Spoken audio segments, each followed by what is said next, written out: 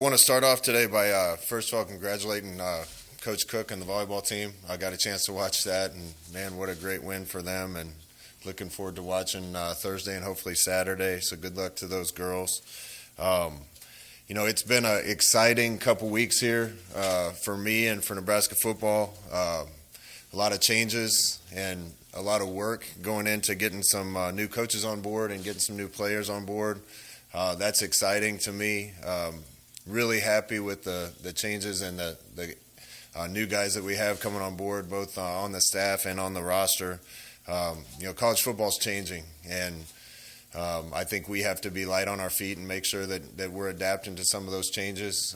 The recruiting process is changing a little bit, and it can be uncomfortable at times, but we're going to play the game the best we can. Really excited about the young men that we've added today. I would imagine we're not done with the recruiting process, and that's going to keep going probably through Christmas break and to the next signing period and maybe even beyond that. I knew we weren't going to sign very many kids this year for some of those reasons.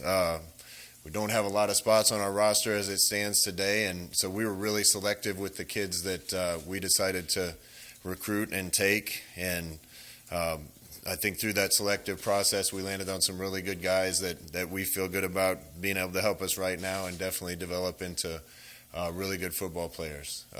So there's going to be a lot of new faces when we get back after Christmas break, both in the coaches' offices and in the meeting rooms with the players, and really looking forward to starting fresh with that group of guys and adding them to the young talent and young leaders that we have on our football team and plowing our way forward. So it's a good day for us. It's been a good couple weeks, and looking forward to working with all these guys.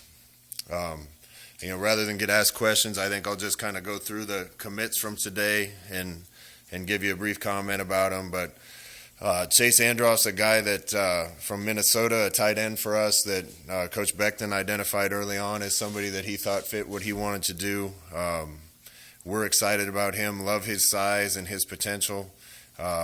We got some good young tight ends in the program right now and wouldn't have taken one there if we didn't think he was a talented kid that could come in and help us. So he's coming down from Minnesota and really excited to see what he can do. Go alphabetical here. Jake Applegate is a Lincoln Southeast kid and was at our camp. We really liked him. Really like his athletic ability. Played both sides of the football for Lincoln Southeast. I was able to go to one of their football games and watch him. He's a Husker through and through and a Lincoln kid. We don't want to miss on really good athletes that we feel like can develop into elite football players for us right here in the state of Nebraska. So Jake was a pretty easy decision for us and looking forward to spending more time with him. Justin Evans is a kid that we've had our eye on for a long time. And his whole recruitment kind of happened late, but he's a kid that wrestles in high school, has the right demeanor, love how aggressive he plays, really believe in his potential. We kind of were selective with our spots and being careful with our spots and didn't want to give him away to anybody that we didn't think was somebody that we felt really good about being able to come in and make a difference for us. We brought Justin in on the last visit possible, and after he was here, everybody liked him even more. Really wanted him to get around our new offensive line coach, Coach Raiola, and they hit it off, and Donnie really believes in him. So really excited to get that addition late. Another late addition from New Jersey was Jaden Gold, and Coach Dawson did a great job with him. Coach Chins and Coach Fish both did a great job with him. He's somebody we recruited really hard early on in the process, and he was committed to another school. And there was a lot of change, obviously, in college football this year, and a lot of kids committed to places all of a sudden at the end of the season found that they were committed somewhere without a coach or a different coach. I think that changed a lot of perspectives and got a lot of kids back on the market. We were just elated that Jaden kind of got back in touch with us. I flew out to Jersey to see him and his family. I feel like he's a big-time player that can come in and hopefully help us early, and we just feel great about getting back in on him. Malcolm Hartzog's another DB, one of the players of the year in Mississippi. Another kid, we didn't know a whole lot about him until one of the bye weeks when the coaches went out. Coach Chins did a great job of going down and hitting the pavement down south. Came back and told me that everywhere he went, all the coaches in the area were talking about him. I think he's a kid that has a really good corner skill, can also help us on special teams and in the return game. And he came up on a visit, and everybody loved his personality and everything too. So kind of another late add with Malcolm, but I'm really excited about him. Ernest Hausman from right here in the state. Man, I'm fired up about Ernest. He's a Nebraska kid from Norfolk. Hasn't been playing football his whole life like a lot of kids, but I see the potential there for him to have an elite career. Really excited to add him to our young core of linebackers and see what he can do. Love his demeanor, love his love for the game, and really fired up about his talent. Victor Jones is a receiver. Coach Beckton did a great job with him. We've known Victor since my time in Florida. Another kid with, I think, elite speed and potential at that position. Victor also does some really good things on special teams in the kick return and punt return game. He was one of our earliest commits, and we're grateful that he stuck with us and is going to come up and play for us. So excited to get him into the program. Jaleel Martin, Fish did a great job with. Jaleel's a safety from Chicago that wasn't really on our radar until he came down to football camp this summer. And Fish started watching him and started to get really interested. Then he went and grabbed Chins, and Chins started to get really interested. And then they came and grabbed me, and I got really interested. Another great kid and great family. Feel honestly like he's under-recruited a little bit, and we're lucky that we got him to Nebraska. Deshaun is a junior college safety from Hutch. Kid originally from Louisiana. Came up on a midweek visit last week. We actually started watching him over the course of the fall semester and during the season, and we're really impressed with him. Just needed to get around him and make sure he was our kind of guy, and Fish drove all the way to Hutch to watch a game the weekend before he came up, and he was here on a Wednesday, Thursday visit.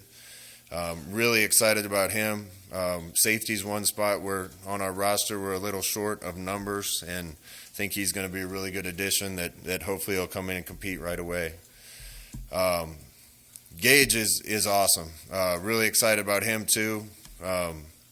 His team was probably throughout the course of the year one of the best in the state, and he was arguably one of the best players in the state. If there's a player like that in Nebraska, we want him here. Again, another great kid from a great family and high character guy. Not sure where Gage will end up playing yet, but have a lot of confidence in him as an athlete that wherever he ends up, he's going to make a difference on our football team. Brody Tagaloa, kid from California. We were recruiting him for a long time. Tony Tuioti did a great job with him. Plays tight end at his school, plays D-line. Another guy that I'm not 100% sure where he's going to end up, but just love his size and athletic ability, who he is as a person and as a kid, and can't wait to get him in the program and find out where the best spot is for him, and I know he'll be a difference maker. And finally, Richie Torres. I'm really selective with quarterbacks. We were looking at a lot of guys, recruiting a lot of guys, had some guys and names on our board. Richie goes to a school where I don't think recruiters go through as much as some other places, and in my opinion was a little bit under the radar. I think he's got elite arm talent. Got hurt this year, but he'll be back in early enrollee and ready for spring, and especially with Coach Whip coming in and some of the things that we're thinking about doing, I think he's going to fit in real well and can't wait to work with him. So again, it's a smaller class this year. We were super selective, which is a compliment to these guys, to their character and ability on the field. Excited to make these additions and excited to keep our eye open for some more additions. Questions? Coach, with the transfer portal, can you speak to the challenges of kind of balancing recruiting numbers now with portal numbers and kind of figuring out what your number is each day? Sean, I'm going to have to start calling you for help. It used to be pretty simple. You had 85 scholarships, and this many kids are graduating, and this many kids are coming in. And I think the days of signing 25 on signing day and going to the next signing day and so signing 25 are probably over. There's extra years with COVID now and transfer portal possibilities and other things, and it's kind of a moving target all the time. But our goal is going to try to be as nimble as we can through all those changes and adjustments to college football, and try to accumulate the best players we can and put the best team together that we can. That's one of the reasons we didn't want to sign that many, and we wanted to be sure about the kids we were signing. There's literally hundreds of kids in the transfer portal right now, and I expect there'll be more. We feel really good about a few of them already that are potentially going to join our team, and we can't talk about that.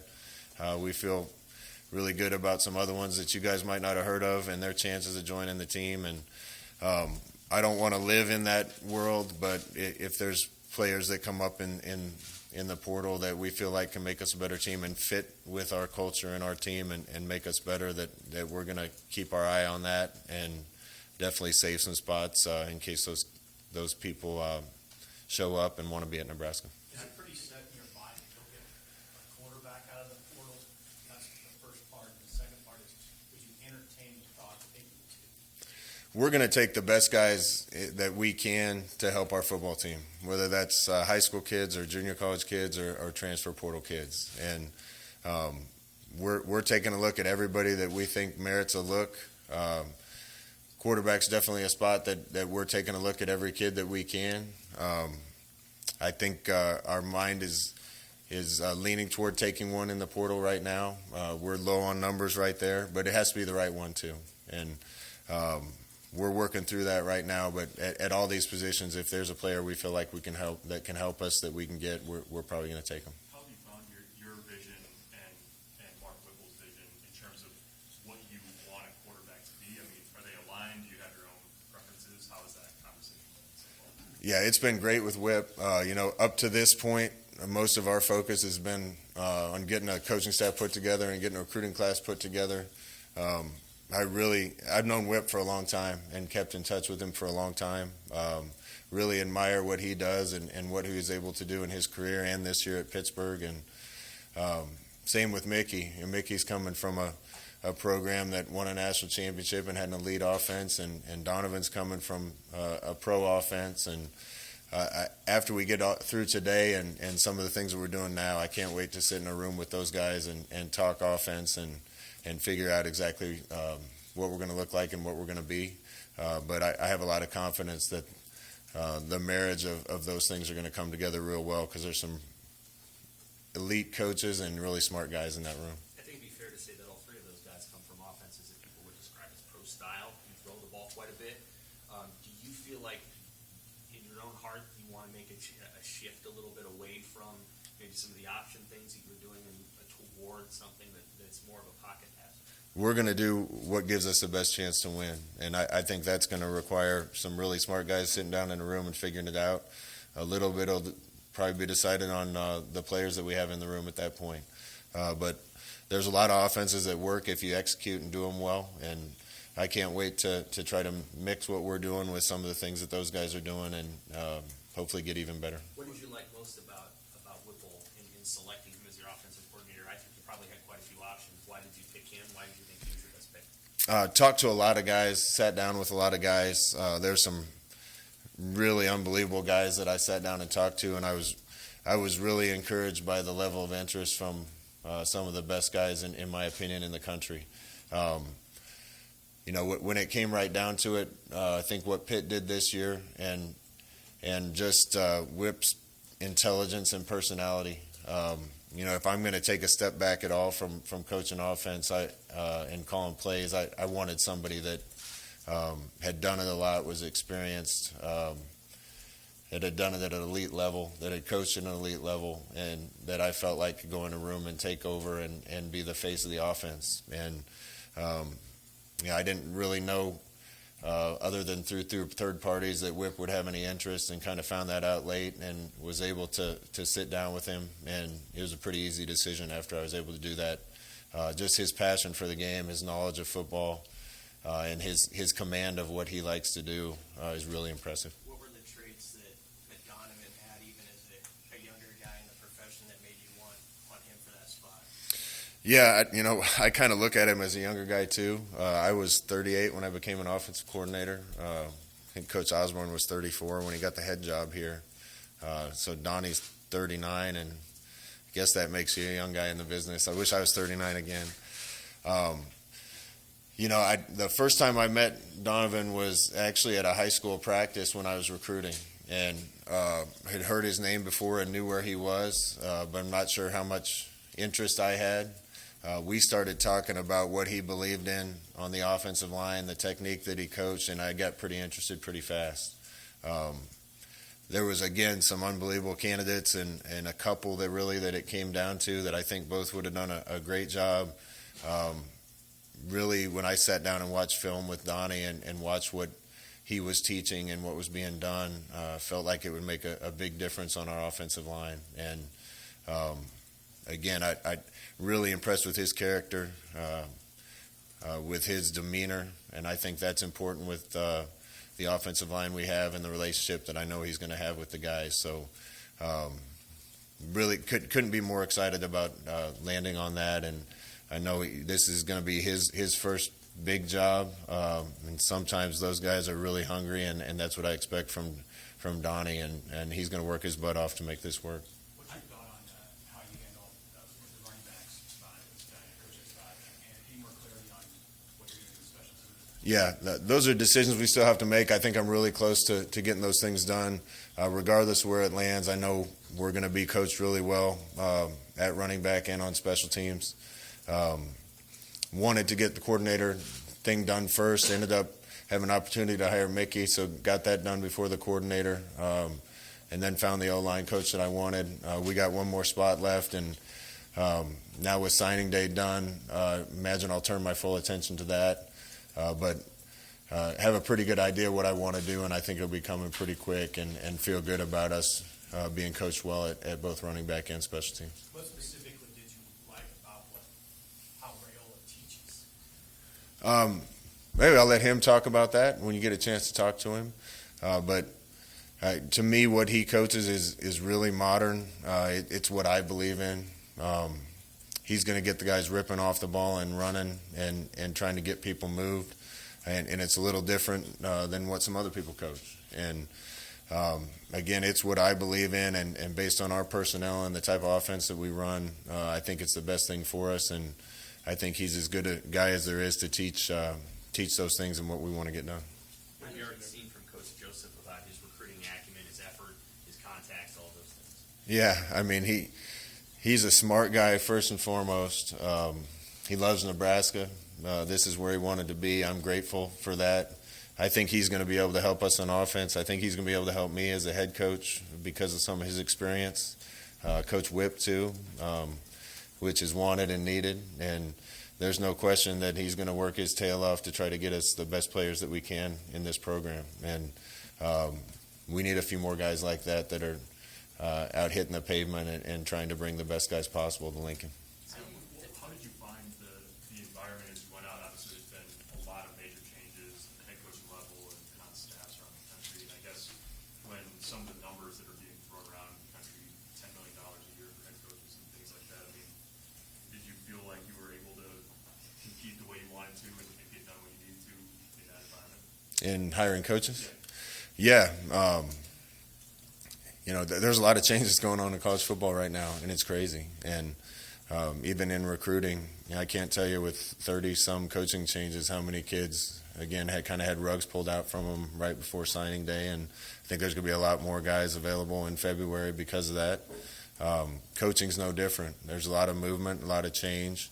And again, I was really excited by the interest level in our jobs and the people that wanted to be a part of this. And